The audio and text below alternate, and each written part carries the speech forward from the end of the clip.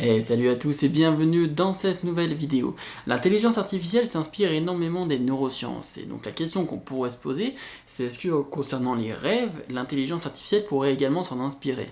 Des études ont par exemple été menées où on mettait un homme devant une tâche auquel il n'avait jamais été encore confronté et si on le faisait ensuite dormir et qu'il rêvait de cette tâche, et bien généralement il était plus à même de pouvoir résoudre la tâche et résolvait la tâche mieux le lendemain.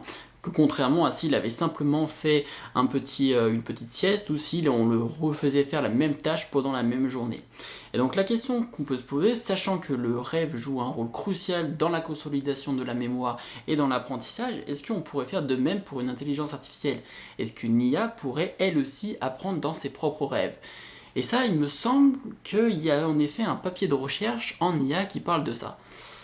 Je vais aller le relire et je vous en parle. Mais donc l'on a un environnement qui est un environnement virtuel ou un environnement réel dans lequel notre intelligence artificielle va devoir trouver un comportement pour pouvoir évoluer dans cet environnement. Ici, l'intelligence artificielle ou notre agent va devoir trouver un comportement pour pouvoir conduire sur le circuit. Pour cela, elle va devoir avoir une perception de l'environnement, par exemple cette image qui va lui donner une intuition sur quel est l'état du jeu actuel et ainsi elle va pouvoir décider quelle est la prochaine action à prendre. En prenant des actions telles que tourner le volant à gauche ou tourner le volant à droite, l'IA va pouvoir arriver ou non à destination à temps. Et elle recevra des récompenses négatives si elle n'y arrive pas, et elle recevra des récompenses positives si elle arrive à l'arrivée à temps. Le but étant de trouver un comportement qui favorise les récompenses positives et ainsi par elle-même l'IA va apprendre automatiquement à conduire en maximisant le nombre de récompenses positives qu'elle peut obtenir. En cela, l'apprentissage par renforcement est très intéressant car il permet d'émerger un comportement automatiquement chez l'agent. Et de très bons résultats sont obtenus dans le monde de la recherche, que ce soit pour battre l'homme à des tâches intellectuelles ou encore en robotique pour trouver des comportements capables de résoudre des tâches données. Si vous souhaitez en savoir plus sur l'apprentissage par renforcement, j'ai réalisé toute une série de vidéos à ce sujet. Je vous mets le lien en description.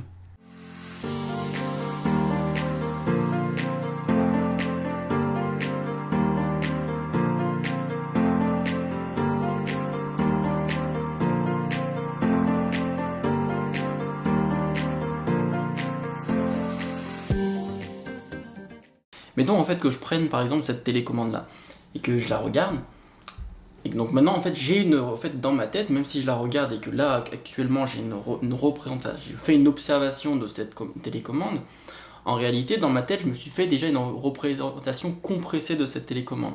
C'est bien parce que si maintenant je ferme les yeux, donc là actuellement je ferme les yeux, j'ai une représentation compressée de toute la scène qu'il y a devant moi, je sais à quoi elle ressemble. En fait je peux me l'imaginer dans ma tête d'une manière un peu différente, ce ne sera pas la même manière, mais la manière dont je la représente dans ma tête, elle garde en fait en mémoire toutes les informations dont j'ai besoin sur la scène que je vois actuellement. Donc là, si je ferme les yeux, je peux savoir que là, je peux aller toucher ce bouton-là. Et j'ai pas eu besoin de beaucoup d'ajustements. À la limite, mon toucher m'a un tout petit peu aidé à un moment donné. Mais de manière générale, je sais très bien où se trouvent les boutons principaux. Je sais que là, ici, j'ai mon bouton qui me permet d'éteindre la lumière. J'ai toute cette représentation là qui m'est faite. Et je peux manipuler cette télécommande. En fait, là, si je la manipule comme ça, hop, et ben là, je sais toujours, même si j'ai pas pris une nouvelle observation, je sais toujours en fait que cette télécommande est bel et bien à l'endroit. Je sais qu'elle est bien revenue comme ça, parce que j'ai une représentation dans ma tête qui capture toutes ces informations. Alors une grosse partie du papier se base sur les Variational Autoencoders, qui sont un type de réseau de neurones. Donc il faudrait que je fasse une vidéo complète sur le sujet pour pouvoir vous expliquer exactement comment ils fonctionnent, mais au lieu de ça, je vais tout simplement essayer de vous donner une intuition sur leur fonctionnement pour que vous puissiez comprendre correctement le papier. Alors il faut savoir que tous les jours on traite de l'information sur un ordinateur, mais toute cette information, par exemple l'information qui serait représentée sur une série de fichiers, pourrait être compressée dans ce qu'on appellerait un zip. Et dans ce cas-là, en fait, on compresse toute l'information pour faire en sorte que le zip représente toutes les informations qu'il y avait dans les 5 fichiers, mais en prenant moins de place. Et bien il se trouve que l'intelligence artificielle et les réseaux de neurones de manière générale peuvent utiliser des méthodes qui soient similaires. Si vous souhaitez plus d'informations sur les réseaux de neurones, vous pouvez aller voir les quelques vidéos que j'ai fait sur la série sur TensorFlow 2.0, je mettrai le lien en description, ou sinon vous pouvez également aller voir la vidéo de Science Étonnante qui vulgarise très bien le sujet du deep learning. Prenons un simple réseau de neurones dont le but serait de savoir selon les caractéristiques d'un patient si celui-ci est atteint d'une maladie ou non. Toutes les informations décrivant les patients peuvent être représentées selon de nombreuses variables. Or, si l'on regarde la prédiction qui est réalisée par le dernier neurone artificiel, celui-ci ne se base que sur les informations du layer précédent pour réaliser sa prédiction. Cela nous montre que les informations caractérisant le patient, afin de savoir s'il est malade ou non, peuvent simplement être représentées ici sur 5 variables, qui sont les valeurs d'activation du layer précédent. Au lieu de 20 variables précédemment utilisées, l'information ici a été compressée pour ne garder que l'essentiel sous la forme de 5 variables au lieu des vingtaines de variables qui étaient définies pour caractériser le patient à l'origine. Ce qui est important ici, c'est que les variables du réseau de neurones à la fin, ici, certes, résultent des opérations des layers précédents et résultent des 20 variables qui caractérisaient le patient à l'origine, mais ce que le réseau de neurones a réussi à faire, c'est de compresser toute cette donnée-là pour finalement résulter avec simplement un dernier layer qui encode toutes les informations importantes à connaître sur le patient. Et ça, c'est vraiment super important à comprendre pour comprendre le deep learning de manière générale. L'intelligence artificielle, ici le deep learning, là où il est vraiment bon, c'est pas à faire des prédictions. Là où le deep learning est bon, c'est à compresser la donnée pour ensuite faire des prédictions, mais ça peut être également prendre des actions dans un environnement de renforcement, ou ça peut être générer des images, ou pour simplement générer du texte. Le deep learning est bon à compresser de la donnée. Et les auto-encodeurs tirent justement parti de cette capacité à comprendre la donnée. Par exemple, l'image suivante est constituée d'énormément d'informations. On peut certainement compresser tout ça. On peut donc faire un réseau de neurones en 2 parties. La première partie se nomme l'encodeur. Son but est d'encoder l'information ou de la compresser. Au lieu des milliers de pixels se trouvant dans l'image, on peut ici se retrouver avec une version compressée de l'image constituée seulement de par exemple 256 neurones. Mais cela pourrait être moins, on pourrait par exemple utiliser seulement 20 neurones. Le problème c'est que si on utilise seulement 20 neurones, potentiellement le nombre de neurones utilisés ne sera pas suffisant pour pouvoir encoder et garder toutes les informations importantes sur l'image. La deuxième partie est le décodeur. Celui-ci a pour but de reconstruire l'image à partir de la version compressée de celle-ci. En d'autres termes, il faut imaginer le décodeur comme un modèle faisant la prédiction des milliers de pixels situés dans l'image à partir de la version compressée des 256 valeurs que l'on avait. D'où l'importance ici que la représentation de l'encodeur soit bien pertinente a posteriori pour que le décodeur puisse utiliser ces informations-là pour reconstruire l'image dans de bonnes conditions. Alors assurez-vous, vous n'avez pas besoin de comprendre tout sur les auto-encodeurs, les variational auto-encodeurs maintenant. L'important à comprendre, c'est qu'un auto-encodeur est constitué de 2 parties, l'encodeur et le décodeur. L'encodeur génère un espace représenté restreint qui représente toute l'image, mais cet espace est restreint, on l'appelle l'espace latent ou latent space en anglais, et ce latent space, cet espace latent, est utilisé par le décodeur pour reconstruire l'image. Ça permet en fait de valider le fait que cette représentation qui a été faite par le décodeur soit bien correcte et représente bien toutes les informations de l'image. Et ça on peut le vérifier en reconstruisant l'image en utilisant le décodeur. Si l'image qui est à la fin est bien construite, alors ça veut dire que la représentation qui avait été faite, le latent space, était correcte. C'est par exemple beaucoup utilisé si l'on souhaite faire de la reconstruction d'images. Mettons que l'on ait une photo où une partie est manquante. Ici, le grillage cache une partie importante du cliché. Dans ce cas-là, on peut compresser les informations, puis grâce au décodeur, recréer une nouvelle image à partir de la version compressée, mais cette fois-ci sans la partie manquante de la photo. Et les parties manquantes sont ici remplacées automatiquement par des pixels cohérents. Et ça peut être également utile dans notre cas. Alors mettons que vous ayez cette image-là qui a un copyright dessus. Alors c'est quelque chose qui n'est pas à faire, mais c'est simplement pour vous donner un exemple. Donc mettons qu'il y ait cette image-là qui a un copyright. Et bien si on a envie d'enlever le copyright, on pourrait compresser l'image avec un encodeur. Ça nous donnerait un espace latent qui représenterait toutes les informations de l'image. Et on pourrait utiliser cet espace latent pour pouvoir reconstruire l'image sans le copyright. Et on aurait ainsi une nouvelle image reconstruite correctement sans le copyright qu'on a ainsi pu enlever. Et on a capturé toutes les informations nécessaires pendant l'auto-encodeur qui nous permettait de reconstruire cette image-là. Ainsi, afin de s'inspirer de la compression de l'information qui est réalisée dans notre cerveau, il serait intéressant dans le cas de notre agent qui doit apprendre à conduire d'utiliser un auto-encodeur pour pouvoir compresser l'observation que l'on fait du monde. en s'assurant que le décodeur est bien capable de reconstruire l'image à partir de l'information compressée. On aurait ainsi une version du monde propre à notre agent, différente de l'observation envoyée par l'environnement. Notez par ailleurs que l'observation reconstruite ici est différente et beaucoup moins précise que l'observation originale, car seulement les informations utiles ont été conservées dans la version encodée que l'encodeur a réalisée.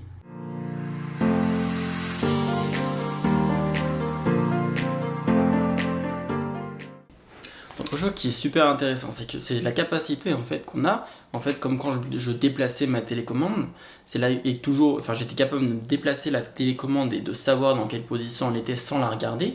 En fait cette capacité là que j'ai de faire ça, c'est parce qu'en fait on est capable non pas seulement donc d'avoir cette représentation qui nous est faite, mais on est capable de faire évoluer cette représentation sous certaines conditions. Donc sous certaines actions que je pourrais prendre dans le monde réel ici, je suis capable dans ma tête de faire évoluer la représentation que je me suis fait et surtout de la prédire. Donc c'est que si là, mettons, j'ai ma main ici et là je mets la télécommande ici. Donc là maintenant je ferme les yeux.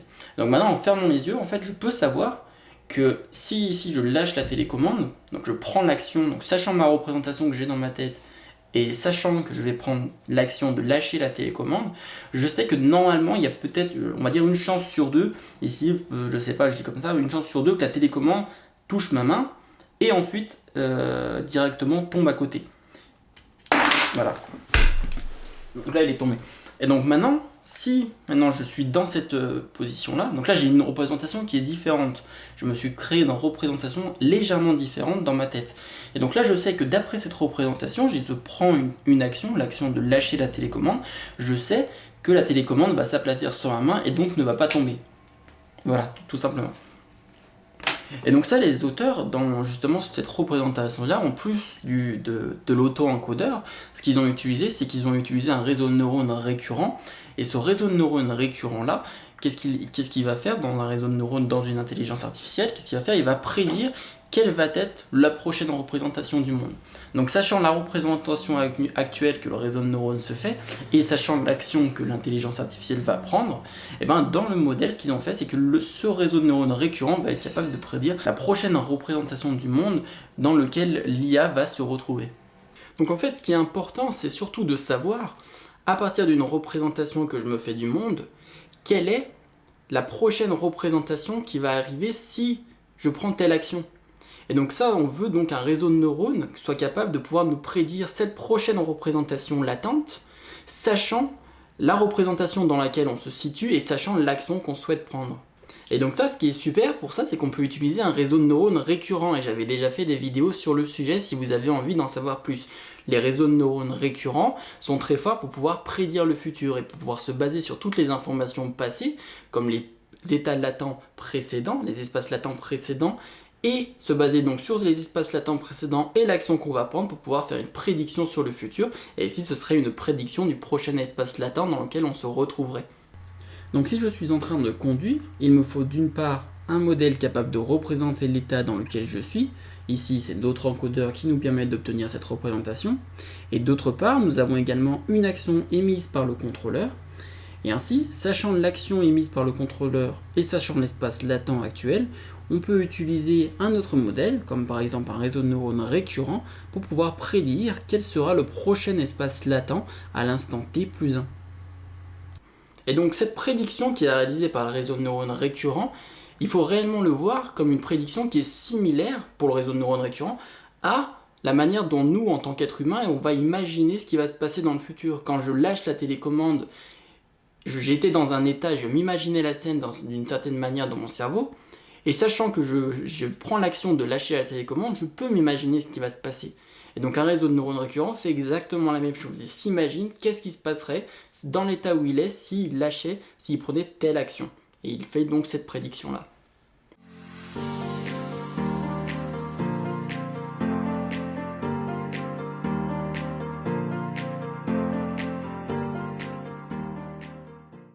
Donc maintenant, une fois que, en fait, ce qu'ils ont fait, c'est que maintenant, une fois qu'on a le réseau de neurones, il est capable en fait de pouvoir se représenter à la fois la représentation du monde à l'état actuel, et qu'il y a un autre réseau de neurones, donc là l'auto-encodeur lui faisait la représentation du monde, et qu'à côté il y avait un autre donc réseau de neurones qui est réseau de neurones récurrent, qui lui est capable de prédire quelle est la prochaine représentation du monde, sachant l'action qu'on avait prise et sachant la représentation du monde d'avant.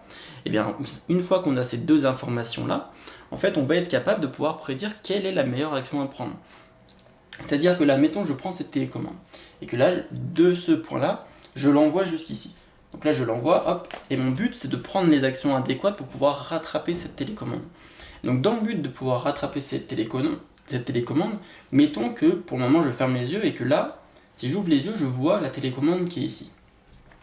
Donc là, mettons que je la tiens pas, et que je la vois, en fait, que je l'aperçois pendant sa trajectoire, pendant qu'elle arrive ici. Donc là, j'aperçois cette télécommande à l'instant T. Donc ici je l'aperçois, mais je ne sais pas en fait encore quelle est sa vitesse. Je ne sais pas est-ce qu'elle vient d'ici, est-ce qu'elle vient d'ici ou est-ce qu'elle vient d'ici. Donc je ne sais pas quelle action je dois prendre pour pouvoir rattraper cette télécommande. Je ne sais pas si je dois mettre ma main en dessous, je ne sais pas si je dois mettre ma main sur le côté, ou si la télécommande part dans cette direction, et dans ce cas-là je devrais mettre ma main de ce côté. Donc c'est l'action de mettre ma main, de positionner ma main qui comptera ici. Donc je ne sais pas où c'est que je dois mettre ma main. Et donc là, pour savoir où c'est que je dois mettre ma main, j'ai besoin des informations du passé.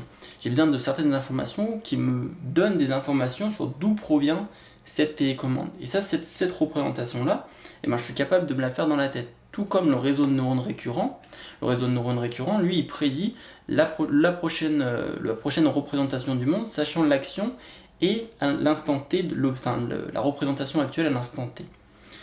Et donc, ce réseau de neurones récurrents, pour pouvoir prédire ça, il a fait en sorte de capturer toutes les informations sur le passé qui sont possibles pour pouvoir représenter, pour qu'il soit capable de représenter à l'instant T l'information actuelle, mais également les informations du passé. Et donc en fait, tout comme dans mon cerveau, quand je vois cette télécommande évoluer dans l'espace, et que là je la vois à cet instant T, je la vois pas seulement ici, mais la représentation que je me fais de cette télécommande, maintenant que je l'ai vue partir d'ici, hop, maintenant que je l'ai vu, la représentation que je me fais de cette télécommande, c'est plus exactement la même représentation qu'avant. C'est une représentation modifiée qui capture les informations de la télécommande maintenant, mais qui capture également les informations de la télécommande du passé. Et donc comme ça, grâce à ça, je suis capable de pouvoir mettre ma main ici, car je sais que c'est ici que la télécommande va atterrir. Voilà, comme ça. Ce qui est intéressant, c'est que si un réseau de neurones récurrent fait la prédiction de quelque chose, basé sur l'état où il se trouve à l'instant T, il faut savoir que le réseau de neurones récurrent ne se base pas seulement sur l'état sur lequel il est à l'instant T, il se base également sur tous les états précédents. Donc il se base également sur le passé. Et donc quand un réseau de neurones récurrent fait une prédiction, l'état interne dans lequel il se trouve représente toutes les informations qu'il y a sur le passé. Et donc c'est toutes ces informations-là qu'il y a sur le passé qui vont l'aider à faire une prédiction. Ainsi, c'est en faisant la combinaison de la représentation interne du réseau de neurones récurrent et la représentation qui est issue de l'auto-encodeur, l'espace latent issu de l'encodeur, que l'on va pouvoir se baser sur ces deux informations-là pour prendre des actions. Il est en effet possible, au lieu d'utiliser directement l'observation qui est faite du monde pour prendre des actions, d'utiliser les informations provenant de l'auto-encodeur, ainsi que l'état interne du réseau de neurones récurrent qui encode toutes les informations sur le passé. À présent, notre contrôleur qui choisit les actions à prendre ne se base plus directement sur les observations du monde, mais sur sa compréhension interne qu'il s'est construite lui-même. On peut ainsi espérer que les informations sur lesquelles le contrôleur se base pour prendre des actions soient plus réduites et aussi plus pertinentes pour prendre les bonnes actions. Bon, j'ai donné beaucoup d'informations jusqu'à présent, mais c'est maintenant que ça va devenir intéressant. Sachant que l'on a d'un côté l'encodeur qui, à partir d'une observation qui est faite de l'environnement, est capable de créer un espace latent, une version compressée de l'observation. Et sachant qu'on a également un réseau de neurones récurrents qui est capable, à partir d'une action et d'un espace latent, de faire la prédiction du prochain espace latent. Vous voyez où je veux en venir ? Probablement qu'en réalité, on n'a plus besoin de l'observation de l'environnement. Puisqu'en fait, tout simplement, là, l'agent, à partir du moment où il va prendre une action, il va être capable de prédire son prochain espace latent. Et ce prochain espace latent dans lequel l'agent va se retrouver, il va pouvoir le réutiliser pour prédire quelle est la prochaine action à prendre. Donc l'agent va pouvoir prendre des actions continuellement et faire évoluer son espace latent tout seul, sans avoir besoin de l'environnement. En effet, à la première itération, le premier espace latent pourrait être généré depuis l'observation qui est faite du monde réel. Ensuite, l'état interne du réseau de neurones récurrents, qui est pour le moment nul à ce moment, est utilisé avec l'espace latent pour pouvoir générer la première action. Ensuite, le réseau de neurones récurrents fait la prédiction du prochain espace latent, qui devient ainsi le nouvel espace latent actuel et qui peut maintenant être accessible sans aucune observation de l'environnement. Ainsi, l'agent peut maintenant s'entraîner et apprendre dans son propre monde. En fait, c'est un peu comme si moi, maintenant, je regardais là actuellement ce qui se passe devant moi, que je fermais les yeux et qu'à partir du maintenant, quand je prends des actions, je sais exactement ce qui va se passer. Je sais très bien que là, je cache la caméra. Et je sais très bien que là, maintenant, j'ai enlevé donc ma main de la caméra et je sais très bien l'état dans lequel se trouve le monde actuel. Et pourtant, j'ai pas eu besoin de vous regarder. Et c'est exactement la même chose ici pour l'agent. Donc voilà ce que ça donnerait si le contrôleur de l'agent prenait des actions directement en regardant l'observation qui vient de l'environnement. Les informations sont parfaites et l'agent donc se déplace sur cette route-là sans problème. Et voilà maintenant ce que ça donnerait si on utilise directement le modèle interne que se représente l'agent pour pouvoir évoluer dans l'environnement. Ici ce qu'on a fait, c'est qu'on a utilisé l'espace latent qui est utilisé par l'agent. Cet espace latent, on a utilisé le décodeur de l'auto-encodeur. Vous vous rappelez que le décodeur permet de reconstruire l'image à partir de l'espace latent. On a utilisé le décodeur pour pouvoir regarder, pour pouvoir observer de l'extérieur ce que l'agent était en train de percevoir dans son propre monde.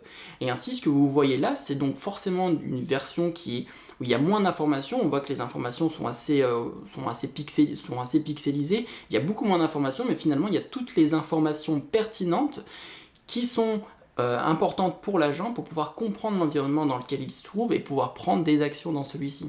Et de mon côté, je trouve que c'est quand même plutôt fou, c'est quand même un agent qui s'est construit sa propre représentation du monde pour maintenant prendre des actions dans un espace dimensionnel qui est quand même propre à lui. Et nous, tout ce qu'on peut faire ici, c'est finalement utiliser le décodeur pour essayer de voir ce que l'agent est en train de percevoir de son côté.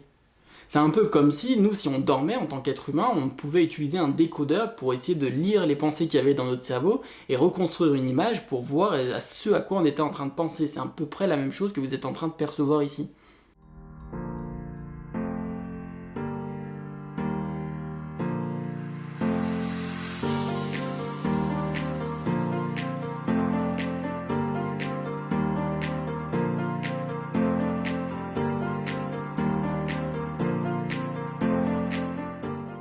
Alors pourquoi est-ce que ça c'est super important pour la recherche en intelligence artificielle aujourd'hui?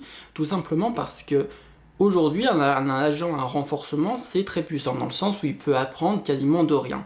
Donc ça c'est une très bonne chose. Par contre le problème c'est qu'un agent à renforcement aujourd'hui qui doit apprendre quelque chose, il a besoin de millions d'itérations dans un environnement avant d'apprendre quelque chose de concret. Par exemple, si on pense à une voiture autonome qui devrait apprendre par renforcement à conduire, eh ben ça devient tout de suite très problématique parce qu'on n'a pas envie qu'une voiture autonome rentre 1000 fois dans un piéton avant de comprendre qu'il faut en fait qu'elle tourne à gauche pour éviter le piéton.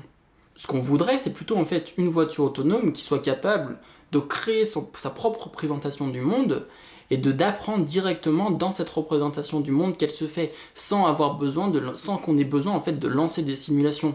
Et à la limite, toutes les simulations qu'on lancerait, ce seraient simplement des simulations qui se passeraient à l'intérieur même de cette représentation du monde que la voiture autonome se ferait, et elle pourrait apprendre totalement sans en fait être testée sur un monde réel ou même dans un simulateur. Elle pourrait apprendre directement dans sa propre représentation du monde qu'elle se fait. Et donc ça c'est vraiment un des gros axes de recherche, de faire en sorte de pouvoir créer des représentations internes aux agents pour faire en sorte qu'ils puissent en fait automatiquement déduire par eux-mêmes quelles sont les bonnes choses à faire, et ça sans avoir besoin de millions d'itérations dans un monde, dans une simulation avant de pouvoir converger vers un comportement qui est réaliste. Merci d'avoir regardé cette vidéo, j'espère qu'elle vous aura plu. N'hésitez pas à lire le papier car maintenant que je vous ai donné au moins les informations générales à comprendre pour pouvoir aborder ce papier dans de bonnes conditions, n'hésitez pas à lire ce papier de recherche. Il est vraiment super intéressant à lire parce qu'en fait il va combiner plein de concepts. Il va combiner les réseaux de neurones récurrents, les réseaux de neurones normales et les auto-encodeurs. Et donc là, je vous ai donné une bonne introduction qui vous permettra de lire ce papier. Et j'ai pas pu parler encore de toutes les informations qu'il y a dans le papier. Il y a vraiment énormément de choses intéressantes, donc je vous invite réellement à le lire. Il est assez abordable.